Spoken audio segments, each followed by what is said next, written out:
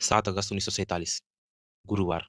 देश भर के अनेक समाचार पत्रों में कल गांधी जी द्वारा भारत के राष्ट्रध्वज के बारे में लाहौर में दिए गए वक्तव्य की अच्छी खासी प्रसिद्धि मिली है। बंबई के टाइम्स में इस विषय बारे में विशेष समाचार है, जबकि दिल्ली के हिंदुस्तान में इसे पहले पृष्ठ पर प्रकाशित किया गया। कलकत्ता के स्टेटसमैन अखबार में यह भी खबर है। साथ ही मद्रास के द हिंदू में भी इसे प्रकाशित किया गया है। भारत के राष्ट्रध्वज में चरखा नहीं होगा तो मैं उस ध्वज को प्रणाम नहीं करूंगा। ऐसा क्षोभ प्रकट करने करने जैसा वक्तव्य गांधी जी के व्यक्तित्व एवं छवि से मेल नहीं खाता है। अभी भारत के अनेक समाचार पत्रों में यह खबर प्रकाशित नहीं हो पाई, क्योंकि उन तक ये खबर पहुंची ही नहीं। लेकिन पंजाब के पंजाबी, हिंदी एवं उर्दू समाचार पत्रों ने इस वक्तव्य को भरपूर उछाला है। समूचे देश में सुबह-सुबह गांधी जी के इस बयान की चर्चाएँ चल रही हैं। लाहौर से प्रकाशित होने वाले दैनिक मिलाप सुबह-सुबह लोगों के हाथों में है। वहाँ के हिंदुओं का यह प्रमुख समाचार पत्र है। इससे पहले हिंदू महासभा का मुखपत्र भारत माता अधिकांश हिंदुओं के घर में आता था, परंतु कुछ माह पहले उनके टेलीग्राफिक कलाकार ने गांधी जी के संबंध में कुछ गलत सूचना बेहद अपमानजनक शब्दों में प्रकाशित कर दी थी। उसके बाद से यह अखबार बंद हो गया था, परंतु मिलाप, वंदे मातरम, पारस, प्रताप जैसे हिंदी में प्रकाशित होने वाली अनेक दैनिक समाचार पत्रों ने सिंध प्रांत के हैदराबाद में राष्ट्रीय स्वयंसेवक संघ की विशाल आमसभा का खासा वर्णन प्रकाशित किया था। सरसंघ चालक गुरुजी के भाषण को संक्षेप में प्रकाशित भी किया। डॉन नामक एक अंग्रेजी दैनिक अखबार ने भी गुरुजी का भाषण प्रकाशित किया है। रावलपिंडी के एक घर में आज यानी कि गुरुवार सुबह पाकिस्तानी हिंदू महासभा के नेताओं की एक संक्षिप्त बैठक संपन्न हो रही है। विभाजन तो अब निश्चित ही है और पिंडी सहित अधिकांश पंजाब और पूरा का पूरा सिंध प्रांत पाकिस्तान में जाने वाला है। यह स्पष्ट हो चुका है। पाकिस्तान के मुस्लिम नेता नेशनल गार्ड द्वारा हिंदुओं एवं उनकी संपत्ति पर लगातार हमले बढ़ते जा रहे थे। ऐसी परिस्थिति में पाकिस्तान में बचे रह जाने वाले हिंदुओं के लिए कुछ न कुछ करना आवश्यक हो चला है। इसलिए पाकिस्तान हिंदू महासभा के नेताओं ने अपनी एक वक्तव्य सभी अखबारों में प्रकाशन हेतु जारी किया। इस वक्तव्य में उन्होंने पाकिस्तान में रहने वाले हिंदुओं से आग्रह किया कि उन्हें मुस्लिम लीग के ध्वज का आदर एवं सम्मान करना चाहिए। इसी के साथ पाकिस्तानी हिंदू महासभा ने पश्चिम पंजाब के मुस्लिम लीग के असेंबली पार्टी के नेता चुने जाने पर इफ्तिकार हुसैन खान मेमदून को बधाई दी। इस प्रकार ईस्ट बंगाल मुस्लिम लीग असेंबली पार्टी का नेता चुने जाने पर ख्वाजा निमाजुद्दीन का भी सार्वजनिक अभिनंदन किया। पाकिस्तान तो अब बनकर रहेगा, बल्कि बन ही चुका है। यह बात वहाँ के हिंदुओं को अच्छी तरह समझ आ चुकी थी। हैदराबाद, सिंध। रात को हल्की सी बारिश हुई थी, इस कारण वातावरण में थोड़ी गर्मी कम गई थी। गुरुजी तड़के ही जग चुके थे। जिस प्रभात शाखा में गुरुजी को ले जाया गया है, वहाँ पर स्वयंसेवकों की भरपूर उपस्थिति है। अच्छा बड़ा-सा मैदान है, उसमें 6 गन खेल रहे हैं। आज साक्षात गुरुजी अपनी शाखा में पधारे हैं। ऐसा देखते हुए स्वयंसेवकों के चेहरों पर प्रसन्नता झलक रही है। लेकिन साथ ही इस बात की मायूसी भी दिखाई दे रही है कि जल्दी ही पूर्वजों की यह पवित्र भूमि हमारे लिए पराई होने जा रही है। इसे छोड़कर सभी को अब हिंदुस्तान के किसी अज्ञात प्रदेश में निवास करने जाना है। शाखा पूर्ण होने के पश्चात एक संक्षिप्त सी अनौपचारिक बैठक रखी गई। इसमें सभी स्वयंसेवकों के लिए अल्पाहार की व्यवस्था थी। इस तनावपूर्ण वातावरण को गुरुजी कुछ हल्का-फुल्का बनाने का प्रयास कर रहे हैं। स्वयंसेवकों ने में चैतन्य निर्माण करने का उनका प्रयास है। हैदराबाद और सिंध प्रांत के आसपास वाले इलाकों में हिंदुओं को सुरक्षित भारत कैसे ले जाया जाए, इस बाबत योजना बनाई जा रही है।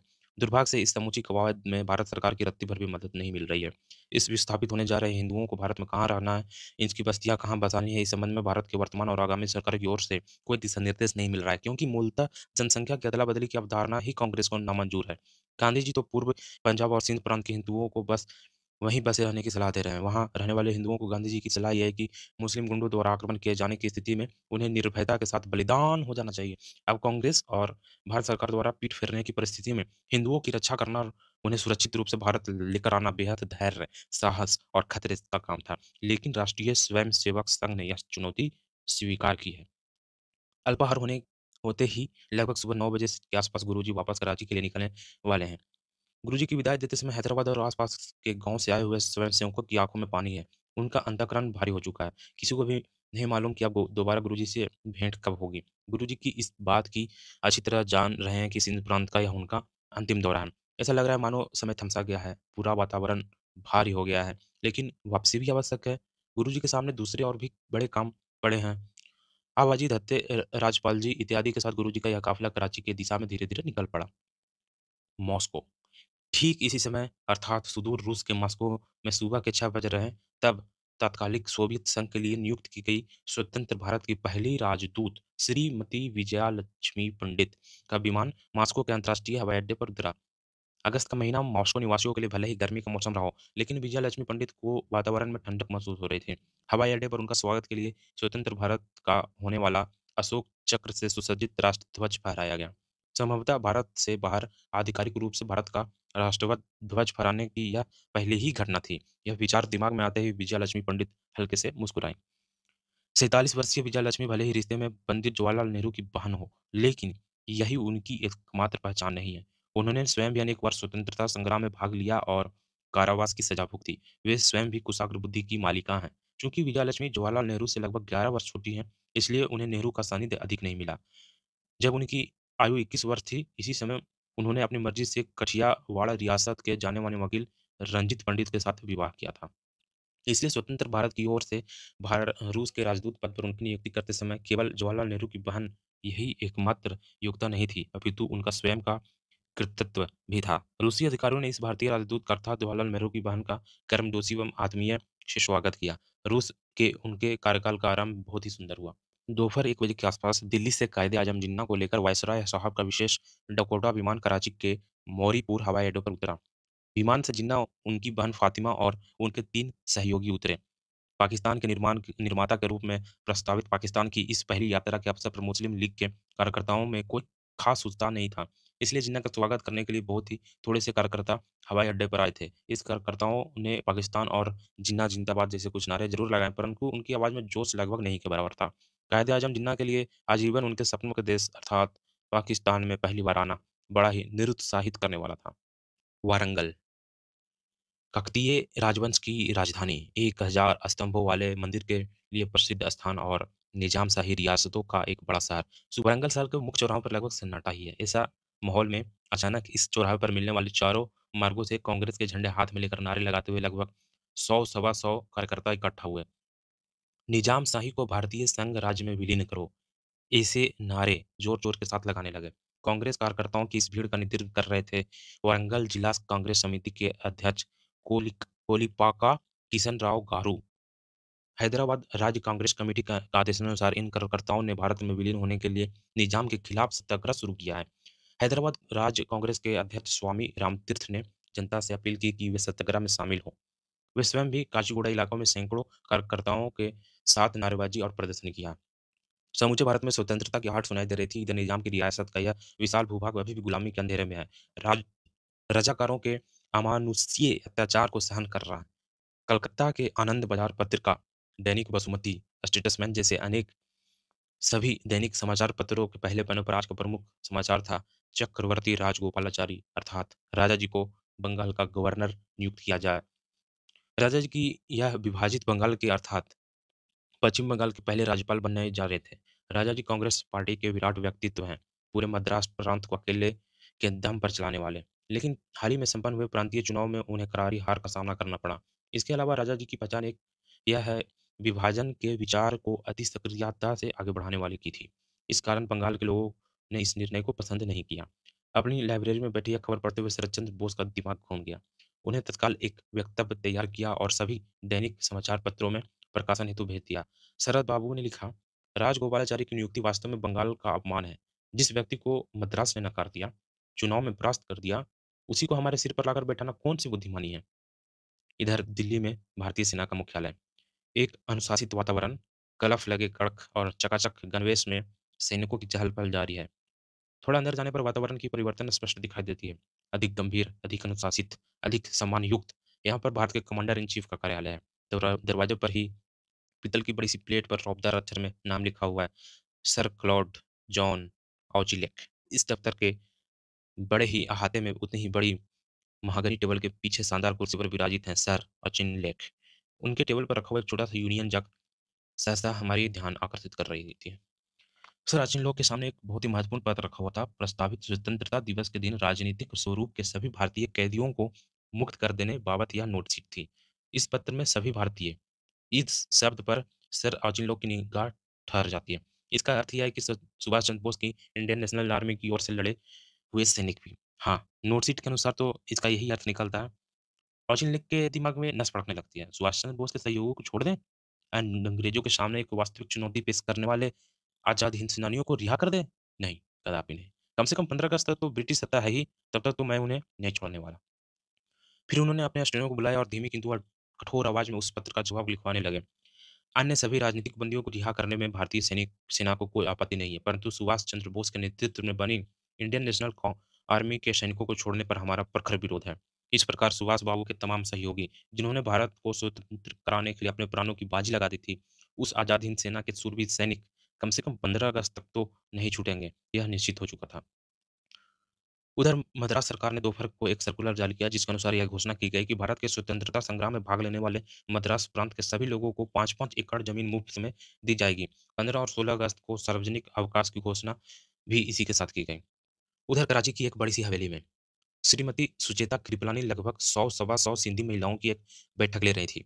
ये सभी सिंधी स्त्रियां इतने असुरक्षित वातावरण के बावजूद इस बंगले तक एकत्रित हुए थे। सुचेता कृपलानी के पति आचार्य जेबी कृपलानी कांग्रेस के राष्ट्रीय अध्यक्ष हैं। कांग्रेस द्वारा विभाजन का निर्णय स्वीकार किए जाने के कारण सीमावर्ती इलाकों में जनमत बेहद आक्रोशित है। अतः अपने गृह प्रांत में कांग्रेस के खिलाफ उबल रहे हैं। इस वातावरण को शांत करने के लिए दोनों पति पत्नी का प्रयास जारी है। वे सभी सिंधी औरतें सुचित्रा कृपलानी से शिकायत कर रही हैं कि ये कितनी असुरक्षित हैं। वे सिंधी स्त्रियों पर मुसलमानों के नृशंस अत्याचार के बारे में बता रही हैं। लेकिन इन महिलाओं के कथनों से सुचित्रा कृपलानी सहमत नहीं हुई। वे आवेश में आकर अपना पक्ष प्रस्तुत करती हैं। मैं पंजाब और नोआखली में सरेआम घूमती हूँ। मेरी तरफ तो कोई भी मुस्लिम गुंडा तिरछी नज़र से देखने की हिम्मत नहीं करता, क्योंकि मैंने न तो भड़कीय मेकअप करती हूँ और न ही लिपस्टिक लगाती हूँ। आप महिलाओं लो नेक का ब्लाउज पहनती हैं, पारदर्शी साड़ियाँ पहनती हैं, इसलिए मुस्लिम गुंडों का ध्यान अपनी तरफ आकर्षित करते हैं। और आप मान लीजिए किसी गुंडे ने आप पर आक्रमण कर भी दिया, तो आप अपनी राजपूत बहनों का अपना आदर्श सामने रखिए और जौहर करिए। उस बड़ी-सी हवेली में बैठी अपने प्राणों की बाजी लगाकर किसी तरह एक-एक दिन के लिए गिनने वाली उन घबराती हुई सिंधी महिलाओं को सुजीता कृपलानी का इस वक्त पर क्या कहें? समझ नहीं आ रहा। वे अक्षरशः अवाक रह गईं। एक राष्ट्रीय अध्यक्ष की पत्नी से हमसे यह कर रही हैं। ऐसे घोर संकट के समय क्या हम औरतें भड़कीला मेकअप करेंगी, लो-कट ब्लाउज पहनेंगी और क्या केवल इसलिए मुस्लिम गुंडे हमारी तरफ आकृष्ट होते हैं? और मान लो यदि वे हमारे साथ बलात्कार करने का प्रयास कर रहे हैं, तो क्या हमें राजपूत स्त्रियों के समान जौहर कर लेना चाहिए? इस समय केवल कांग्रेस के नेता ही नहीं पहले इस समय केवल कांग्रेस के नेता ही नहीं, बल्कि उनकी पत्नियों में भी ज़मीनी वास्तविकता और मुस्लिम मानसिकता से कोसों दूर हैं। दिल्ली का वही सैन्य मुख्यालय। दूसरी मंजिल पर एक बड़ा अहाता, जिसमें गोरखा रेजिमेंट सैन्य मुख्यालय से संबंधित छोटा-सा कार्यालय। गोरखा राइफल के नाम से समूचे विश्व में अपनी बहादुरी प्रदर्शित करने वाले शूरवीर सैनिकों की टुकड़ी। यहाँ एक बड़े से टेबल के पास इस रेजिमेंट के 4 अधिकारी गहन विचार-विमर्श कर रहे हैं। चूँकि भारतीय सैनिकों का भी बँटवारा होने जा रहा है, इसलिए अब गोरखा रेजिमेंट को पाकिस्तान में जाना चाहिए या नहीं, यह प्रमुख मुद्दा है। इससे पहले अंग्रेज़ अधिकारियों के अनुरोध पर गोरखा रेजिमेंट की कुछ टुकड़ियाँ सिंगापुर में दे दी गई थी। कुछ गोरखा सैनिक ब्रुनेई भी भेजे गए थे। इन सारी बातों के लिए नेपाल सरकार की सहमति थी। परंतु एक भी गोरखा सैनिक पाकिस्तान जाने को तैयार नहीं था। अंततः गोरखा रेजिमेंट के उन 4 वरिष्ठ अधिकारियों ने एकमत होकर एक नोटशीट तैयार की और उन्हें कमांडर इन चीफ को सौंपा। गोरखा रेजिमेंट का एक भी बटालियन पाकिस्तान की सेवा में शामिल होने के लिए तैयार नहीं है। हम भारत में ही रहेंगे। लखनऊ स्टेट असेंबली में मुख्यमंत्री का कार्यालय, मजबूत कदकाठी के मालिक और घनी मोटी मूंछों वाली गोविंद बल्लभ पंत अपने जिंदा दिल स्वभाव के अनुसार हमेशा की तरह अपने सहयोगियों के साथ हंसी मजाक सहित चर्चा कर रहे हैं। कैलाशनाथ काटजू, रफ़ी अहमद किदवई, पीएल शर्मा जैसे मंत्री उनके आसपास बैठे हैं। चर्चा का विषय है ब्रिटिश सत्ता द्वारा अपभ्रंश किए गए शहरों के नदियों के नाम बदलकर उन्हें मूल हिंदू नाम से पहचाना जाना। अंग्रेजों ने गंगा को गैंगेज, यमुना को जमुना बना डाला था। पवित्र मथुरा नगरी को अंग्रेजों ने मुत्रा कर दिया था। इन सभी की पहचान इनके मूल नाम से ही होनी जानी चाहिए। इन संदर्भ में मुख्यमंत्री की अध्यक्षता में इस समिति ने इस आदेश निकाला कि तत्काल प्रभाव से नदियों, गाँवों, शहरों के बदले हुए मूल नामों से ही लिखा जाए, ऐसा घोषित कर दिया गया। 17 यार्क रोड, जवाहरलाल नेहरू का वर्तमान निवास अर्थात स्वतंत्र भारत का वर्तमान मुख्य प्रशासनिक केंद्र। अब शाम के 6 बज चुके हैं और नेहरू विदेश मंत्री की भूमिका में आ गए हैं। पाकिस्तान को अस्तित्व में आने के लिए 1 सप्ताह ही बाकी रह गया है। इस पाकिस्तान में भारत का भी एक राजदूत होना अति आवश्यक है। अभी तो बहुत से ऐसे काम हैं जिन्हें भारत-पाकिस्तान के आपसी सामंजस्य से पूरा करना है। हिंदू-सिखों के विस्थापन एवं उनकी समस्याओं का प्रमुख प्रश्न है, उसका भी हल निकालना है। इसलिए पाकिस्तान में तो भारत का राजदूत चाहिए ही। ऐसे में नेहरू के समक्ष एक नाम उभरा श्री प्रकाश का।